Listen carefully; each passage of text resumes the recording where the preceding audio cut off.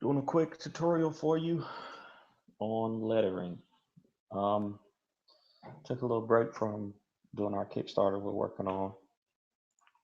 I want to get this comic lettered, and I just thought I'd share with you a quick, little tutorial on how to letter in comics.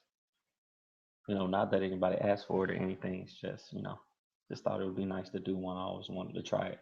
So this is a comic that I'm working on, a little one page comic that we wrote called Aceblade Vs Gun Control. And you see, I got, these aren't the final colors or the final graphics of it or anything like that, but it just gives you enough. Um, Richard Cardoso was nice enough to let us borrow the work that he had on it so far, and then and I always like to letter on colored work. I don't like to letter black and white. I used to do that when I was working on Aceblade before, just to be prepared for it and things like that. But then I end up having to go all the way back over and re-letter once I got all the color pages. So I don't like to letter anymore until I get, the final, at least, to know what the color is going to look like. So you can see with the full opacity, this is what the basic colors look like. These aren't, like I said, these aren't the finished colors, but they're pretty much set. The artist for this one is Michael Lee Harris. Got him in a couple of years ago on working on.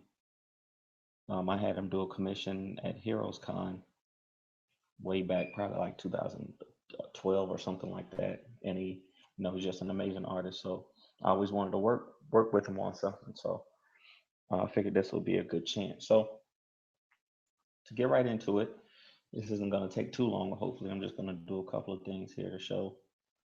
Um, you see, I got my 4 layers. I'm going to assume that you got a basic knowledge of Adobe Illustrator. That's what I'm using. That's what I like to use to letter is Adobe Illustrator. You see, I got my cloud up, my Adobe Cloud. I got Animate, but I don't really use that. I got my Adobe Illustrator up. I'm using a Microsoft Surface Pro 4, just a basic mouse and a keyboard, that I got plugged in there, and of course I got my Surface Pen. So I got my 4 layers. I like to use 4 layers. I got my main image on the bottom. You see, once we take this and go down on the opacity a little bit, bring it down to like 60 or 60% or something like that on the whole image. You do it right. See, y'all got me nervous. Y'all got me nervous in here. Like I don't know what I'm doing. So grab the whole image. Just click this little circle right here. Go to opacity, and then drag it down to about 60%. And really, that just helps you to have the words stick out while you're writing them and stuff like that. I like to keep. I have open a Google Doc. This is how I use. This is what I use to keep. You see, I got all my stuff that I've written here for the past, while Ace Blade stuff, stage plays, fairy tale night stuff that I'm working on, or I'm trying to work on, and then this is the one that I'm working on now. It's Ace Blade versus Gun Control. So this is, the basic script of it. It's not too long. It's just a little short story that I wrote for our Wattpad page. You can see a lot of our stuff we've been writing for a while for free on wattpad.com/ Fourth Wall Pros. And that's just where I like to keep my script so I can really, access it anywhere. I don't have to, keep emailing myself files and stuff like that. I can keep it there in my Google Docs and then, edit it with anybody or share it with anybody who I want to see it. In this case, it would be the artist. I sent it over to him and we talked about it, and he, kind of separated it into what how he was thinking about drawing it. I drew it all in in prose, and it was just like a regular short story, but he separated it into how he felt more comfortable seeing it, as in what he was gonna place in which blocks and stuff like that. And this really is just a short story about the um, the 5 stages of grief, which are denial, anger, bargaining, depression, and then acceptance. and how Aceblade, kind of becomes a negotiator here when it comes to this lady who lost her child due to an accident that he had where he took his own life with a gun. So, the script was written, and then I talked with the artist, and we decided how we wanted to lay it out. I actually got this idea of doing a one-page story from my guy Edward Williams over at Arclight Comics. They've been doing them for a while. They've been having success with them. He talked to us earlier this year at Heroes Con and told us to, to try to maybe try it out. So we have full comics out, but it's very expensive to make for indies. So he said, why not try out doing a one-page comic, something you can put up online and then have people see it, check it out, and then you might get a good response for it. So we've had these short stories for a long time. We've been doing short stories on Wattpad.com, like I said, but we want to, you know, be a little more visible in the indie comic space or in the comic space overall. So, like I said, I like to have my main image on the bottom. Then next are your bubbles, your script, and then I like to have an extra layer for extra stuff. Like sometimes when I do lettering, I'll put some things behind. I want some things behind graphics, and I use Photoshop to cut out certain things like this handgun. I had an idea where I would have this script over here on this side, and then connect it to a script, a bubble on this side, and then I would connect it with you know, the little lines behind, and I wanted it to be behind the drawing instead of in front of it. So that's why I had that here. But I probably won't end up using it because I changed the layout here of my words. So basically, what you're gonna do is, just like I have here, take your text tool and see I'm at the next part here, which is when Bobby goes into when Aceblade reacts, and then he stops her from killing herself. So he says, "No, Bobby, this won't stop the pain. It only gives it to someone else." So this is the text that I'm going to select here. Just copy it. You can do that with Control C in Google Docs. Even if you try to right click it and say copy, it'll come up and say copy paste in Google Docs. You can use Control C and then Control X for cut or Control V to paste. So they like you to use those shortcuts there. So do your Control C, and then you're gonna take your text. Make sure you're on the right layer here. I want to lock all the rest of these. Get on my script layer, and I just type it out, or I can just paste it here. Now this is the wrong font, of course. So click my selection tool, and it selects that text. Let me zoom in a little bit. It selects that text, and I can go up here to my character menu, and I can find my text. And for this comic, I'm using back issues, which I got from, I think, fonts.com or something like that. There's a lot of free fonts that you can use um, online. You can find anywhere. Just Google, comic fonts, and then you can use Blambot or any of those sites, and you can find a bunch of good ones. In this case, I think I want to use it in two parts. I want to put no Bobby, and then I want to take the rest of this and delete it, and then put the rest of the text in another bubble. So what I do is move this up here. I think I want to make it bold and italic. So that's an easy way to do that. Just go down, go to your Dropbox or your Dropbox beside your font name, and then you can bold it and italic it. Put a little slash here at the end to make sure you know that it connects to something else. Go back to my text tool, paste the rest of it. Go in here, delete all that. And then you want to make sure that you have your align center selected when you're editing your text. Now there's no scientific method to um, how to place this text. You really just have to play with it and decide what looks the best to you. Like a lot of my text, I like to have it so that it looks like in the shape of a circle. So if it's, I like to have the smallest line on top, then make it bigger as lines go down, and then have another small line at the bottom so that it fits within a circle. So also like to have it, since I am the writer, I like to have it in a natural flow. So in this instance, since he's saying this won't stop the pain, I want that, if I can, to have that that phrase be all together pretty much. So say it won't stop the pain, enter there, and then it only gives it to someone, and then the last line will be else.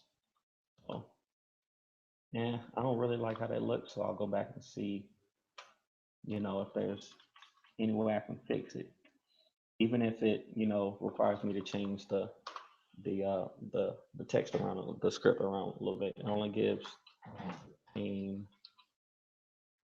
to see. That's a little bit better for me. That's a more um, it looks a little better in that grouping than if I would have just had else down there by itself. You might say, oh, paint someone else to give it a more circular look. That paint. See, because I'm the writer of the comic, I can do this. I can mess with the script a lot. It's just it really just takes having a conversation with the person who wrote it, or the person who is in charge of, the script or whatever.